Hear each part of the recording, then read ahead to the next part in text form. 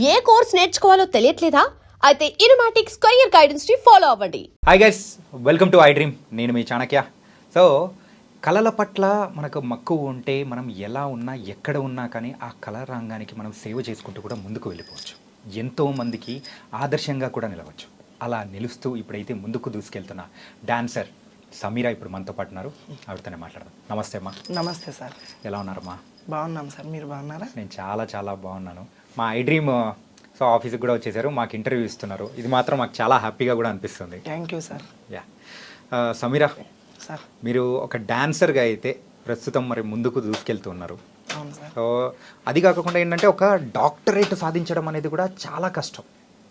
So మీరు ఆ doctorate అనేది కూడా సాధించుకొని ఎంతోమందికి ఆదర్శంగా కూడా ముందుకెళ్తున్నారు. అవును సార్. అది ఎలా సాధ్యం? చెక్క భజన నుంచి సార్. నేను చెక్క భజన అంటే నా ప్రాణం సార్. నేను ఎటువంటి వేరే ఆలోచన ఏం పెట్టుకోకున్నట్లా భజనే నా జీవితం అనుకొని గురువులకు నమ్ముకొని నా ఒక ప్రాణం ఇది చేస్తున్నదే చెక్క భజన గురువులందరూ. వాళ్ళ నుంచి నన్ను ఆదరిస్తున్న యూట్యూబర్స్, ఇన్స్టాగ్రామ్స్, నా ఫాలోవర్స్ అందరి నుంచి నేను ఈ పేరు సంపాదించుకొని వాళ్ళు ఆదరిస్తున్నందుకు నేను డాక్టరేట్ సంపాదించుకున్నాను సార్. కేవలం ఒక డాక్టరేట్ అంటే పర్లేదు, కానీ సో 2 డాక్టరేట్లు, అది కూడా ఏంటంటే ఊరికే ఎవరికి పడితే వాళ్ళకి డాక్టరేట్ అనేది కూడా ఇవ్వరు. మీరు ఆ కళారంగానికి చేస్తున్న సేవను తాను తగ్గట్టు కూడా ఇచ్చారు.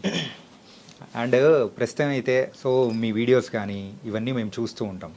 సో మీరు ఒక ట్రాన్స్జెండర్గా తర్వాత మారిన తర్వాత అయినా కానీ సో ఈ రంగంలోకి మెయిన్గా ఒక డాన్సర్గా రావడానికి గల రీజన్స్ ఏంటి? ఇట్లా మేము పల్లెటూరులో పుట్టినాం సార్.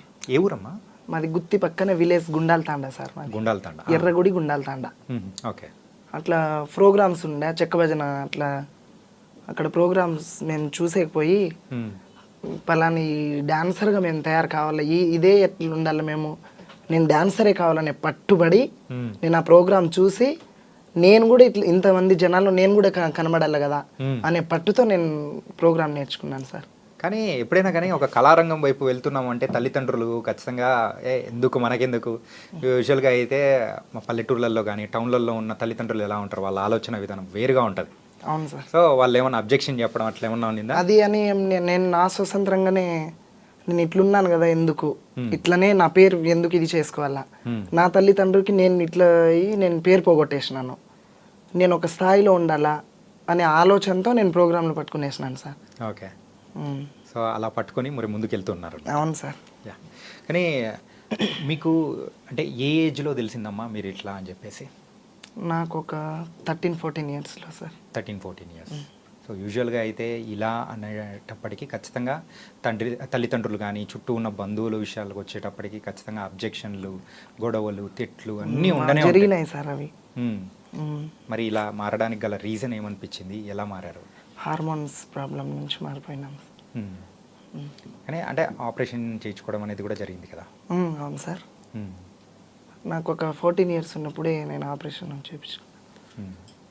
అట్లే ఈ జన్మలో ఉన్నాను కదా, ఎందుకు ఇట్లనే ఉండాలా అని ప్రోగ్రాంలు నా ఇంట్రెస్ట్ అంతా, నేను అంతే ప్రోగ్రామ్, నా చెక్క భజనే నా కళ, నా జీవితమే కళకు దారిపోసేసినాను సార్. అండ్ మరి మీరు మారిన తర్వాత సో ఇంట్లో వాళ్ళు మీరు మిమ్మల్ని బాగానే యాక్సెప్ట్ చేశారా? బాధపడినారు సార్, కొన్ని రోజులు బాధపడినారు. ఓకే. ఎందుకు వద్దు అది ఇది అని. ఎన్ని రోజులు మరి అట్లా బాధపడ్డారు? ఏంటి వాళ్ళు కంప్లీట్ యాక్సెప్ట్ చేయడానికి ఎన్ని రోజులు పట్టింది? 4-5 ఇయర్స్ వరకు చాలా ఇది అయిపోయినారు అమ్మ నాన్న. వాళ్ళకి ఎందుకు ఇది చేయాలా అని చెప్పేసి నేనే కొంచెం సింగిల్గా ఉండిపోయినా. సింగిల్గా ఉండి కూడా నేను ఎక్కడ బయట బెగ్గింగ్స్ కానీ అటువంటి ఆలోచనలు ఏం పెట్టుకోలే. ఇదే ఈ జన ఆకర్షణ బట్టి నేను ప్రోగ్రాంలు బట్టి నేను ప్రోగ్రామ్తోనే దూసుకెళ్ళిపోతున్నాను సార్. అంటే మీకు నార్మల్గా ఈ చెక్క భజన కానీ డాన్సింగ్ కానీ ఇలాంటివన్నీ ఏ ఏజ్ నుంచి మొదలైంది?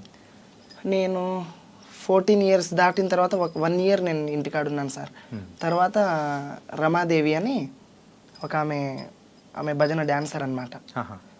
రమాదేవి తర్వాత ఆమెకు చూసి నేను కదా ఈ ప్రోగ్రాంలు మనం చేస్తే మనకి ఇంతమంది చూస్తారు కదా, గురువులు ఇంత మంచి గురువులు ఉన్నారు, వాళ్ళలో నేను ఒక వాళ్ళ బిడ్డగా నేను పొందాలి ప్రోగ్రాంలలో అని అనుకొని నేను ప్రోగ్రాంల మీదే నా ఇంట్రెస్ట్ అంతా ప్రోగ్రాంల మీదే పెట్టేసినాను సార్. ఏంటంటే సో మీరు మనము ఇంటర్వ్యూ స్టార్ట్ చేసినప్పటి నుంచి మీరు డాన్స్ ప్రోగ్రామ్స్ అని ఇట్లా ఎక్కువ సార్లు కూడా అంటున్నారు.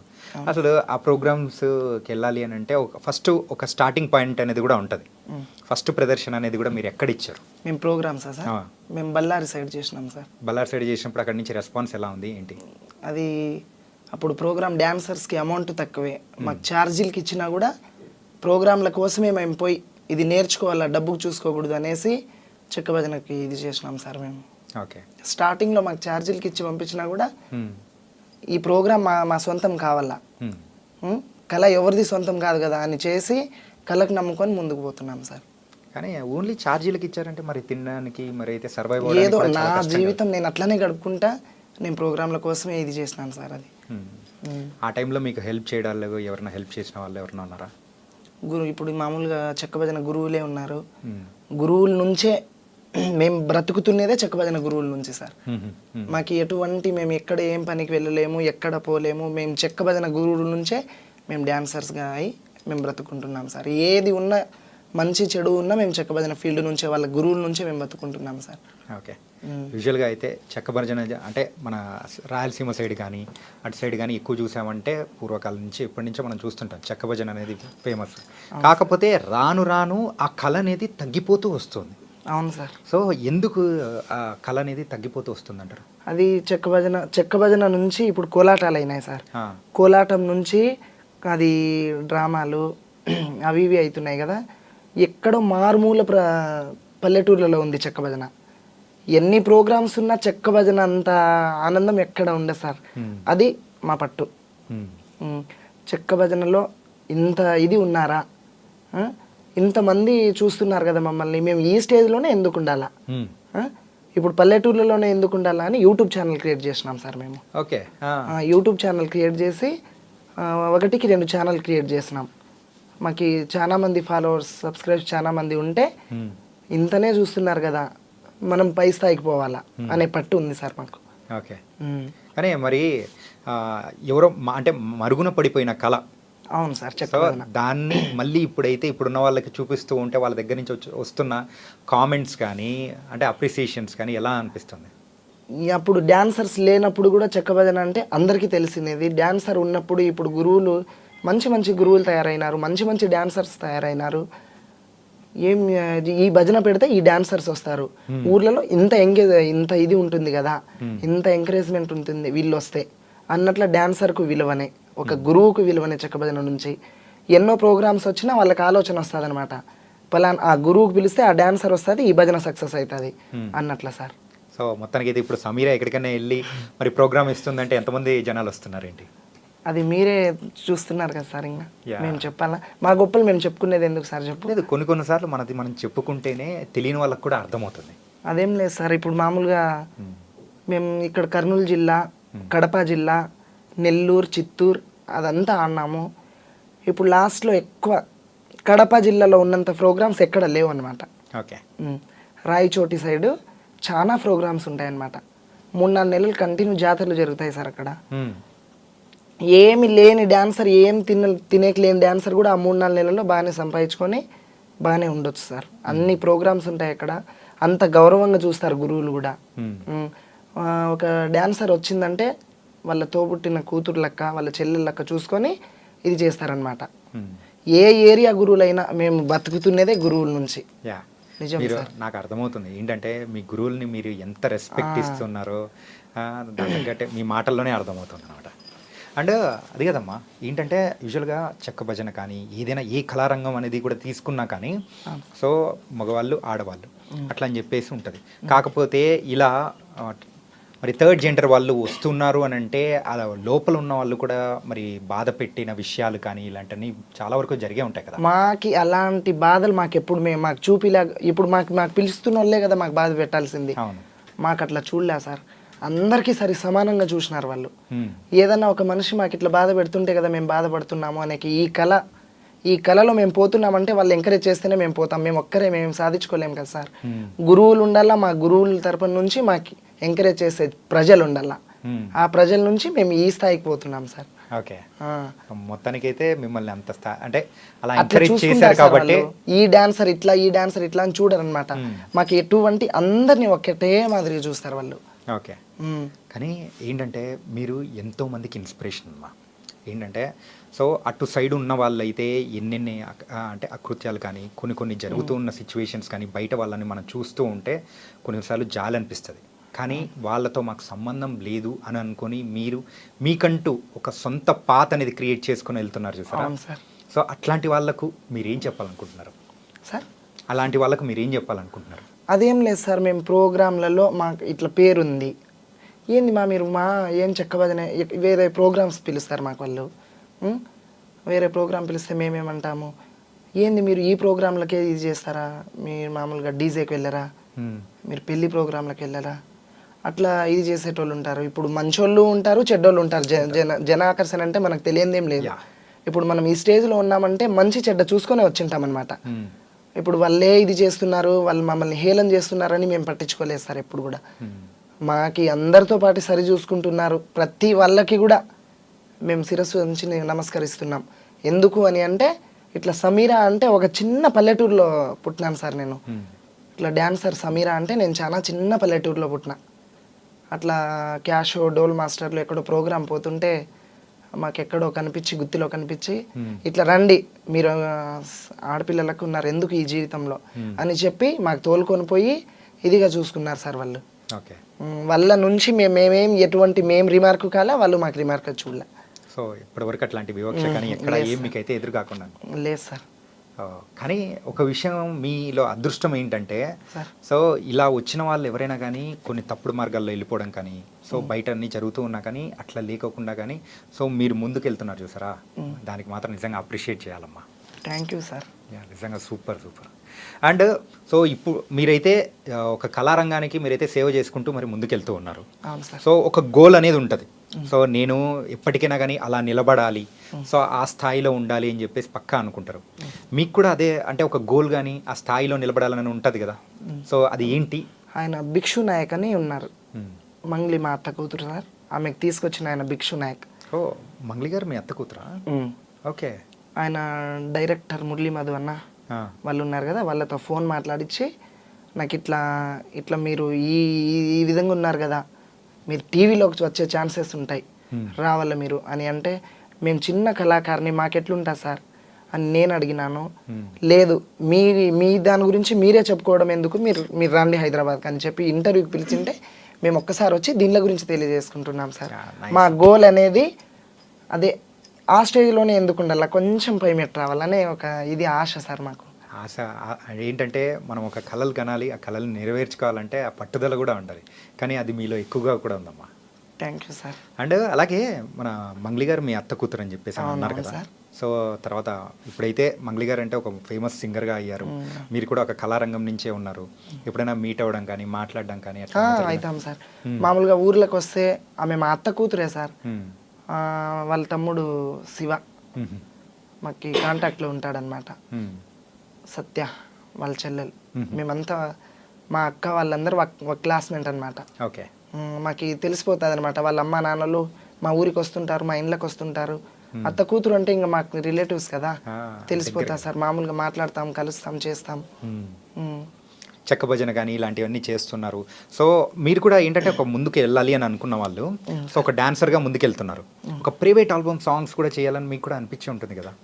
అనిపించి ఉంటుందంటే అంత ఇది ఉండదు కదా మనతో అనే భయం పుడుతుంది సార్ కొంచెం. ఎప్పుడు చూడని దానికి చూసేకి వెళ్తే మనకు కొంచెం ఇది అవుతుంది కదా. సో ఏం లేదు, ఎందుకు అడుగుతున్నా అంటే ఆల్రెడీ మంచి సింగర్స్ మీ ఇళ్ళలోనే ఉన్నారు ఆల్రెడీ. మంగ్లీ గారు కానీ, సో వాళ్ళ చెల్లెలు సత్య గారు కానీ ఆల్రెడీ మంచి సాంగ్స్ పాడుతూ ముందుకెళ్తూ ఉన్నారు. మేము లంబాడి కదా సార్. అయితే ఉందమ్మా, సో ఒక కళారంగాన్ని ప్రోత్సహిస్తూ ముందుకెళ్తున్నప్పుడు అలా ఇలా అని ఏముండదమ్మా. సో ముందుకెళ్తూ ఉన్నారు హ్యాపీగా. ఏంటంటే సో మంగ్లీ గారితో కూడా ఒక సాంగ్ పాడిచ్చి కూడా మీరు డాన్స్ వేసి అట్లా ముందుకెళ్ళారంటే ఇంకా బాగుంటుందేమో అని కూడా అనిపించి అడుగుతున్నాను అనమాట. ఫ్యూచర్లో చేద్దాం సార్. యా, మనం అంత సక్సెస్, మన బతుకు బాగుంటే ఖచ్చితంగా సాధిద్దాం సార్. ఓకే. అండ్ మీకు డాక్టరేట్స్ అనేది కూడా వచ్చాయి. అండ్ సో ఒక డాక్టర్ మరి మీ పేరు ముందు కూడా ఒక డాక్టర్ అనేది కూడా పెట్టుకునేంత అర్హత అనేది కూడా సాధించుకున్నారు. అవును సార్. సో మీరు ఏం చదువుకున్నారు? నేను 9th క్లాసే చదువుకున్నాను సార్. 9th class. ఎందుకు ఆపేశారు చదువు అనేది కూడా? ఏదో నాకు ఇంట్రెస్ట్ పుట్టేలా, నా హార్మోన్స్ ప్రాబ్లం అయ్యి నేను అటు వెళ్ళిపోయినాను, కానీ చదువు అంటే నాకు ఇంట్రెస్ట్ లేదు సార్. ఓకే. చదువు అనేది ఇంట్రెస్ట్ లేకుండానే ఆపేసి ఈ కళారంగం వైపు తర్వాత. ఓకే, నైస్ మా. ఏంటంటే సో మీరు ఇంత చేస్తూ ముందుకెళ్తూ ఉన్నారు. సో కానీ ఏంటంటే ఆ డబ్బు విషయంగా పరంగా కూడా ఎక్కడో ఒక చోట మనకు పడిన బాధలు అనేది కూడా ఉంటాయి కదా ప్రోగ్రామ్స్ లేని టైంలో. అవును సార్. సో స్టార్టింగ్ మీ కెరియర్ స్టార్టింగ్లో కూడా సో డబ్బు లేకుండా ఇబ్బంది పడిన సందర్భాలు కానీ అట్లా ఏమైనా ఉన్నాయా? దండిగా ఉన్నాయి సార్. ప్రోగ్రాంలు జరగవు. ఇప్పుడు కరోనా టైంలోనే ఎక్కడ లేకోకుండా ఎట్లా కూర్చునేసినాం ఇంటికాడే. బయటికి తిరిగే సిచ్యువేషన్లో లేము ఇప్పుడు, మీకైనా మాకైనా. ప్రోగ్రాంలు లేకోకున్న టైంలో నేను ఎక్కడ బయటికి ఎక్కడ పోలేదు సార్. మామూలుగా తల్లిదండ్రి మీదే ఆధారపడి బతికిన. తల్లిదండ్రినే చూసుకున్నారు సార్ ఆ టైంలో నాకు. నేను ఎటువంటి సమస్యలు అయినా చాలా పేదరికం నుంచి పుట్టి బయటకు వచ్చినాం సార్ మేము. మా తల్లి తండ్రి చాలా పేదవాళ్ళు. ఆ పేదరికం నుంచి వాళ్ళు ఏం చేసినారో, నేను ఇట్లా ఉన్నా కూడా ఇంటి మీదే పోయి కూర్చునేసిన, నేనేం చేసుకోలేకపోయినా బయటికి పోయి అని చెప్పేసి ఇంటికాడే కూర్చునేసిన. అమ్మ నాన్ననే చూసుకున్నారు సార్ నాకు ప్రతిదీ. కానీ ఇప్పుడు వాళ్ళని ఎవరు చూసుకుంటున్నారు? నేనే చూసుకుంటున్నాను. అంతే కదా, ఇప్పుడు మన దగ్గర లేని టైంలో మనకు గుర్తొచ్చేది తల్లిదండ్రులే. అవును సార్. అలాంటి టైంలో మనకు బాగున్నప్పుడు మనం చూసుకోవాల్సిన ఎవరిని వాళ్ళని చూసుకుంటున్నా సార్. ఏదో నా అయిన కాటికి నేను కష్టపడి చూసుకుంటున్నా. యాజ్ ఎ డాన్సర్గా అయితే మీ కెరియర్ని మలుచుకొని మరి ముందుకెళ్తున్నారు. కాకపోతే మనల్ని ఎంత ఆకాశానికి లేపే వాళ్ళు ఉంటారో టక్కున రాయితో కొట్టే వాళ్ళు కూడా ఉండే ఉంటారు, విమర్శించేవాళ్ళు. అవును సార్. సో అలాంటి విమర్శలు కొన్ని మనం విన్నప్పుడు కూడా బాధపడి అక్కడే ఆగిపోయిన సందర్భాలు కూడా ఉంటాయి. ఖచ్చితంగా ఉన్నాయి సార్. సో మీ లైఫ్లో కూడా అట్లాంటిది ఏమన్నా? మామూలుగా ఈ కళారంగంలోనే నా ముందు గొప్పలు చెప్పుకొని సమీర ఇట్లా, సమీర అంటే అట్లా, సమీర వస్తే ఇట్లా అని చెప్పి నేను వెళ్ళిన తర్వాత వాళ్ళతో ఒక మాట చెప్పి వాళ్ళు వచ్చి నా ముందర చెప్పి నేను ఏడ్చుకొని ఉన్న రోజులు, వాళ్ళ కోసం నేను ప్రోగ్రాంలు ఆపుకున్న రోజులు చాలా ఉన్నాయి సార్. ఆ ప్రోగ్రాంలలో నేను సింగిల్గా పోతే నన్ను హేళన చేసి నన్ను కించపరిచి వాళ్ళని ఇట్లా చేయాలా అట్లా చేయాలా అని వాళ్ళు మాట్లాడి నన్ను ఇది చేసిన రోజులు చాలా ఉన్నాయి సార్ అవి. అయినా నేను దానిలోకి ఇది అనుకోకుండా చేసిన వాళ్ళు నా వాళ్ళే, చేయని వాళ్ళు నా వాళ్ళే అని అనుకొని అందరినీ నా వాళ్ళే అని అనుకొని ముందుకు పోతున్నాం సార్ మేము. కానీ ఎవరైనా కానీ ఎక్కడైనా ఆగిపోతుంటారు, కానీ మీరు ఆగిపోకుండా ముందుకు వెళ్ళడానికి ఎవరో ఒకరు వెన్ను తట్టి ప్రోత్సహించిన వాళ్ళు ఉంటారు కదా. ఇప్పుడు వాళ్ళని కొంచెం మనసులో పెట్టుకొని వాళ్ళతో మంచిగానే ఉండి మంచిగా పక్కన పెట్టి మళ్ళీ గురువులు, ఒక గురువుకే కాదు కదా మేము పోయేది, ఎంతోమంది గురువులు, చెక్కబదిన గురువులు. మేము డాన్సర్స్ చాలా మంది ఉన్నాము, గురువులు ఎంతో. మేము డాన్సర్స్ ఒక 100 మంది ఉంటే 1000 మంది గురువులు ఉన్నారు సార్. ఇప్పుడు వాళ్ళు ఈ గురువుకి నేను పనికి రాకుంటే ఇంకో గురువు కన్నా పనికి వస్తాయి కదా. ఇప్పుడు వాళ్ళు ఏదో చెప్పి నన్ను ఆపేసినారు వాటికి, సరే అది బాగుంది, అక్కడే నేను ఆగిపోను కదా. నా జీవితం నేను ఏదో ఒక రకంగా ముందుకు సాగించుకోవాలి కదా సార్. మళ్ళీ నేను ఇట్లనే ఉండాలా అని చెప్పి అందరితో బాగుండి నేను ఈ మన ఏరియా కర్నూలు జిల్లా కొన్ని ఏళ్ళు అన్నాను. ఇప్పుడు ఒక 4-5 ఇయర్స్ నుంచి నేను కడప రాయచోటి సైడ్ ఆడుతున్నాను సార్. అక్కడ కంటిన్యూ ఒక గురువుకే పోతున్నా అనమాట నేను. మీరు స్టార్టింగ్ నుంచి గురువులు అని చెప్పేసి మీకు ఎక్కడున్నా కానీ సపోర్ట్ ఇచ్చారని చెప్పేసి అంటున్నారు. మరి అంత సపోర్ట్ ఇచ్చిన గురువులు ఎవరు, ఏంటి? ఇప్పుడు ఒక్కరు అని కాదు సార్, ఇప్పుడు అందరికీ నేను పనికొచ్చే డాన్సర్నే. డాన్సర్ అంటే ప్రతి ఒక్క గురువుకి పనికొచ్చేటోళ్ళే. అందరు గురువులు సపోర్ట్గా, మా కళాకారుల కుటుంబం చాలా ఒక తల్లి బిడ్డలుగా ఉంటాం సార్ మేము. ఒకరు ఏదైనా ఇబ్బంది వచ్చినా మేము అందరం ఒక గ్రూప్ అనేది ఉంటుంది మాకి. పలాని మనిషికి ఇబ్బంది ఉంది, పలాని మనిషి ఈ సిచ్యువేషన్లో ఉంది, ఆ మనిషికి మనం అందరం సహాయం చేసుకోవాలా అని చెప్పి మాట్లాడుకొని మేము డాన్సర్లు, మేము గురువులు అందరు చాలా మంది కలిసి మేము తోచిన కాటికి సహాయం చేసుకొని మేము అందరం ఒక తల్లి కుటుంబం లెక్క మేము గడుపుకుంటాం అనమాట. ఇప్పుడు పలానా ఒక మనిషి బాగలేదు, మంచంలో ఉన్నాడు అని అనుకో, ఆ మనిషితో పోయి మేమందరం కలిసి మేమందరం డిసైడ్ చేసుకుంటాం అనమాట. ఒకసారి పలానా మనిషి దగ్గర మనం పోవాలా అట్లా అని. నాకు ఏదైనా ఇబ్బంది ఉందనుకో నేను గ్రూప్లో పెడతా, నాకు ఈ పరిస్థితి నాకు బాగలేదు సార్ అని. అట్లాంటి రోజులు చాలా ఉన్నాయి, నాకు చాలా హెల్ప్ చేసిన రోజులు ఉన్నాయి సార్. నాకు ఈ గురువు సరిగ్గా చూడలేడు అని నేను చెప్పలే, ఏదో సమయం సందర్భం బట్టి ఇప్పుడు ఇట్లా జరుగుతున్నాయే తప్ప ఫస్ట్ నుంచి ఇట్లా లేదు సార్. చాలా ఒక ఐక్యమతంగా ఉండి మేము భలే బాగా ఉండిపోయినాం సార్ అందరం. ఓకే. కానీ ఇంతకు మీకు సమీరా అని పేరు ఎవరు పెట్టారు? సమీరా అని పేరు నాకు కళారంగంలో వచ్చిన పేరు సార్ అది. ఆహా. మ్మ్. మరి అసలు పేరు? మామూలుగా నాకు సోనియా బాయ్ అని పెట్టినారు, మేము లంబాడి కదా, ఆ. సోనియా బాయ్ అని పెట్టినారు. మ్మ్. మామూలుగా సమీరా అని మా 3 అక్షరాల మీద పాటలు పాడతారనమాట. మ్మ్. డోల్ మాస్టర్ రమేష్ అన్న అని ఆ. ఆయన పెట్టిన పేరు ఇది. ఓకే. ఇట్లా రాంపల్లి సీను అన్న పాట పాడుతుంటే ఇట్లా సమీరా వచ్చింది సార్ అని చెప్పి వేరే పత్తికొండ సైడ్ విలేజ్లో మ్మ్. అట్లా చెప్పి ఆయన పెట్టిన పేరు ఇది. ఓకే. ఈ పేరు నుంచే నాకు హ్యాపీనెస్ ఉంది సార్. ఇట్లా సమీరా అని అంటే ప్రతి ఒక్కరికి ఎక్కడ పోయినా, నువ్వు హైదరాబాద్, నువ్వు ఢిల్లీకి పోయినా నువ్వు డాన్సర్ సమీరా కదా అని అంటే నేను చాలా హ్యాపీగా ఫీల్ అయిపోతా సార్. ఆ పేరు మీదనే నేను చేసిన కష్టం కనబడదు అప్పుడు నాకు. యా. మ్మ్. ఏంటంటే సో ఒక కళాకారులుగా మనం ఉన్నందుకు సో ఎవరైనా కానీ చప్పట్లు కొట్టారంటే సో మనం పడిన కష్టం అన్ని మొత్తం అన్ని మర్చిపోతూ ఉంటాం. అవును, అదే కదా సార్. యా. మ్మ్. సో మరి చెక్క భజన గురించి మాట్లాడుకుందాం. చెప్పండి సార్. సో ఈ చెక్క భజన అనేది కూడా సో చాలా మంది వరకు తెలియదు. అవును సార్. సో అది ఎట్లా ఆడతారు, ఏంటి, దాని గురించి దాని హిస్టరీ ఏంటో కూడా చెప్పారంటే ప్రేక్షకులు ఉంటారు. హిస్టరీ అంటే సార్ అది మామూలుగా దేవుని కార్యక్రమంకి చెక్క భజన, లేకోకుంటే ఏదో కోలాటం అని పెడతారు. యా. ఇప్పుడు కోలాటం పెడితే ఏముంటుంది, మామూలుగా ఆడపిల్లలతో జరుగుతుంది అనమాట, ఒక గురువు ఉండి డీజే కోలాటం. ఓకే. చెక్క భజనకు పెడితే ఏముంటుంది, ఒక గురువు ఓన్ వాయిస్తో పాటలు పాడి ఒకరు కాకుంటే 2 డాన్సర్లకు పిలుచుకొని ఆయన ఒక్కడే చెక్క భజన గురువు. ఆయన ఓన్ కష్టంగా చేసి రాత్రంతా మామూలుగా నైట్ 9కి స్టార్ట్ అయితే పొద్దున 6, 7, 8 కూడా కావచ్చు సార్. ఆయన ఎంటర్టైన్మెంట్స్ చూపించి మైకులలో సొంతంగా పాట పాడి కష్టం చేసి చూపిస్తారు కనుక ఆ చెక్క భజన అంటే ప్రజల్లో ఇట్లా ఉంది కదా చెక్క భజన అంటే, ఒక మనిషి ఇట్లా స్వతంత్రంగా చూపిస్తాడు కదా, ఇవన్నీ మామూలుగా మైకులలో ఇది కాదు కదా అన్నట్ల చెక్క భజన నిరూపిస్తారు సార్. అంటే ఇప్పుడు ఈ చెక్క భజన చేసేటప్పుడు పాట కమ్ ఆట రెండు ఒకటే సార్ చేస్తారు కదా? అవును సార్. సో నార్మల్గా మీరు కూడా అలాగే చేస్తారు కదా? అవును సార్. అమ్మా ఏంటంటే ఒక ట్రాన్స్జెండర్గా నార్మల్గా చాలామంది కూడా బయట ఉన్నారు. అవును సార్. సో అలాంటి వాళ్ళు వాళ్ళని చూసినప్పుడు సో మీకు ఎవరికైనా కానీ మీ దగ్గరలో ఉన్న వాళ్ళు ఇట్లాంటి వాళ్ళు మీ దగ్గరకు వచ్చి నాకు కూడా ఏదైనా నేర్చుకోవాలని ఉంది ఇట్లా అని చెప్పేసి వచ్చినప్పుడు మీరు ఏం చెప్తారు? వాళ్ళ నుంచి ఉన్న వాళ్ళను బయటికి రావాలంటే ఏం చేయాలంటారు? మనం ఇదే జీవితంలో ఎందుకు నేను ఎంతో కష్టపడి నేను ముందుకు పోతున్నా, నీకు అదే ఇంట్రెస్ట్ ఉంటే నువ్వు రావచ్చు కదా అని వాళ్ళు నన్ను అడిగితే కంపల్సరీగా నువ్వు రా. నేను రా, నా కళ నాకేం సొంతం లే, నువ్వు వచ్చి ఈ కళ ఎవరిది సొంతం లేదుమా, ఇంట్రెస్ట్ ఉండాలి మనకి. ఆ ఇంట్రెస్ట్ని చూపించుకొని మనకి ఏదైనా కష్టం చేసి ప్రజలతో మనం ఇది చేసి అందరితో సంతోషంగా ఉండి నాకు ఒక్కదానికే కళ వద్దు, రండి మీరు కూడా. నేను ప్రతి ఒక్కరు నన్ను అడిగిన వాళ్ళకి నేను ఇదే మాట చెప్తానే తప్ప నేనే ఉండాలా ఇక్కడ, వాళ్ళు అట్లనే ఉండాలా, ఆ చూపు నేను ఎప్పుడు చూడలేదు సార్ వాళ్ళకు. అందరు నా ఫ్యామిలీనే కదా అని అనుకొని పోల్చుకుంటాను అనమాట. సూపర్ మా. అండ్ ఏంటంటే సో ఇలా ఉన్నప్పుడు ఖచ్చితంగా ప్రపోజల్స్ కూడా ఎంతో మెసేజ్లు పెట్టడాలు అన్నీ వచ్చే ఉంటాయి కదా మీకు? నాకు ఆ విధంగా ఎవరు ఇదేం చేయలేదు సార్ ఇప్పటి వరకు. సో నన్ను ఒక డాన్సర్ లాగానే చూస్తారనమాట అందరూ. సో లైఫ్లో ముందుకు వెళ్ళాలంటే ఒక తోడు కావాలని ప్రతి ఒక్కరు కూడా కోరుకుంటూ ఉంటారు. అవును సార్. సో అట్లా మీకు కూడా తోడు కానీ అట్లా అనిపించిందా? అదేం లేదులే సార్.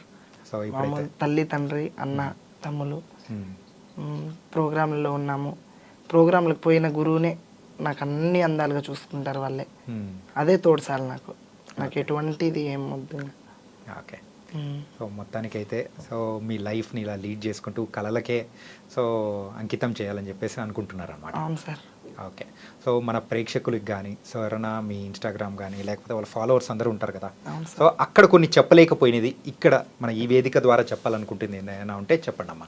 నన్ను వాళ్ళు ఇప్పుడు నేను మామూలుగా ఇన్స్టా లైవ్ పెడితే సడన్గా నాకు 1000 మంది 2000 మంది ఫాలోవర్స్ వచ్చేస్తారు. ఇట్లా ఎంతో మంది నన్ను యాడ్ చేయని అంటారు. ఆ ఇన్స్టా లైవ్లో వాళ్ళకి చూసి వాళ్ళు మాట్లాడే మాటలకి ఆ సంతోషం తట్టుకోక, ఇది కదా నేను పేరు సంపాదించుకునేది, ఇది కదా ఈ పేరుతోనే ఉండకూడదు, నాకు ఆ సంతోషం సార్, బయట జనాల నుంచి నేను ఇంత ఉన్నాను కదా అనే ఆలోచనతో నాకు ఎంతో హ్యాపీనెస్గా ఫీల్ అయిపోతా సార్. నా ఇన్స్టా నాకు ఇన్స్టా వల్లే కాదు, నా ఫేస్బుక్, నా ఇన్స్టా ఫ్యామిలీ, నా యూట్యూబర్స్ వాళ్ళందరి నుంచి నేను ఈ పేరు సంపాదించుకున్నాను. నేను ఒక్కదాన్నే కష్టం చేసి సంపాదిలా సార్. ఓకే. నన్ను వాళ్ళు ఆదరిస్తేనే నేను ముందుకు పోతాను. నేను ఎంత ఉన్నా కూడా నేను ఈడ ఆడదాన్ని ఇక్కడే ఆడుతుంటా. ఒకరు చూసి నన్ను వాళ్ళు ఇది చేస్తే ఎంకరేజ్ చేస్తేనే కదా సార్. యా. అండ్ ఇప్పుడు మీ లైఫ్ ఏదైతే ఉందో, సో ఈ సోషల్ మీడియాకి రాకముందు ఎలా ఉంది, వచ్చి మీరు దానిలోకి ఎంటర్ అయిన తర్వాత ఎలా ఉంది? ఈ ప్రోగ్రాంలు చేసి ఈ సోషల్ మీడియాలోకి వచ్చిన తర్వాతనే మా లైఫ్ చాలా బాగుంది సార్. అంతకుముందు మేము చాలా పేదరికంగా బతికినాం సార్. అంటే ఇప్పుడు ఈ సోషల్ మీడియా ద్వారా మీకు అంటే డబ్బులు సంపాదించుకునే మార్గాలు పెరిగాయంటారా, లేకపోతే ఎలా?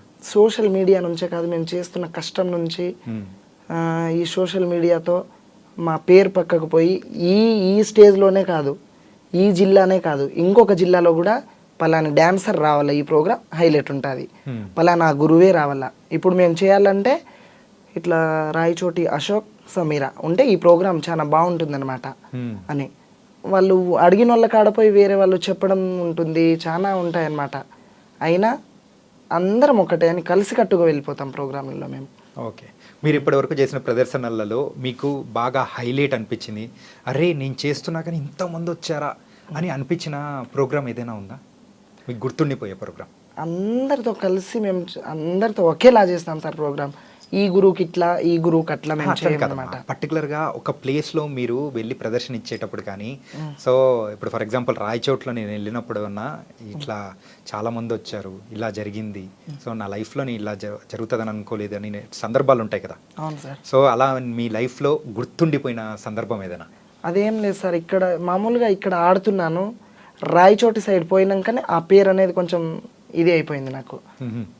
ఈ అన్ని జిల్లాల్లో ఆడుతున్న కడప జిల్లా ఎక్కినాకనే కొంచెం ఆ జిల్లాలో ఆడుతున్నప్పుడే ఈ టీవీలలో రావడం, ఈ ఇంటర్వ్యూలు ఇవ్వడం అట్లా స్టార్ట్ అయింది. అక్కడ ఏమంటే సార్ ప్రోగ్రాంలు కాంబినేషన్స్ ఉంటాయన్నమాట, పోటీలు జరుగుతాయి, భజనలు. పోటీలు కూడా జరుగుతాయి అందులో? ఓకే. మామూలుగా ఒక జాతర జరుగుతుంటే 10-15 భజనలు ఉంటాయి.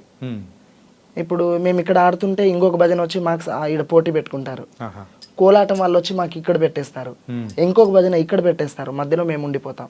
వాళ్ళలో జయించుకొని రావాలా, ఇక్కడ జయించుకున్నాం కదా మేము, సార్ మాకు ఇదే అన్నట్లుగా ఉంటుంది అనమాట మాకు.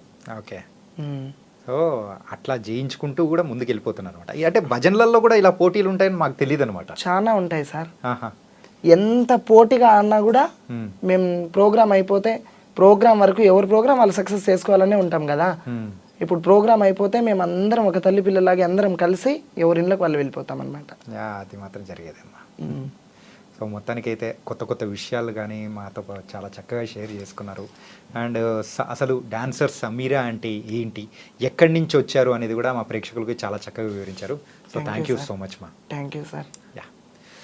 సో స్వశక్తి ఉంటే మనం ఎక్కడి నుంచైనా ఏదైనా సాధించగలము అని చెప్పేసి మరి ఇక్కడ సమీరా గారు కూడా చెప్పేశారు. సో అది కూడా 2 డాక్టరేట్లు కూడా తను తెచ్చుకున్నారనమాట. సో ఇలాంటి గొప్ప వ్యక్తిని చూసి ఎంతోమంది కూడా మారాలని కూడా తను అనుకుంటున్నారు, మనం అందరం కూడా కోరుకుందాం. సో గైస్, ఇది వాళ్ళ ఇంటర్వ్యూ. మరో ఇంటర్వ్యూతో మళ్ళీ కలుద్దాం. అంతవరకు take care. This is your Chanakya. See.